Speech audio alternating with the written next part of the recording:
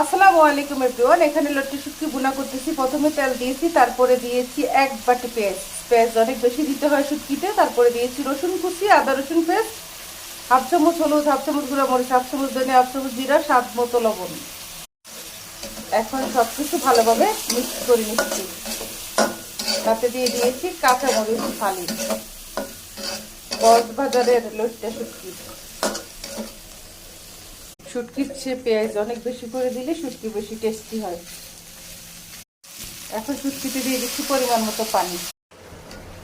মাশাআল্লাহ, আমার লট্টি শুটকির লুকটা অনেক সুন্দর আসছে। দেখে অনেক সুন্দর লাগতেছে, মনে হচ্ছে অনেক টেস্টি হবে। আজকে হরেক রকমের ভর্তার সাথে লট্টি শুটকি ভুনা ডান। দেখতে এমন হয়েছে।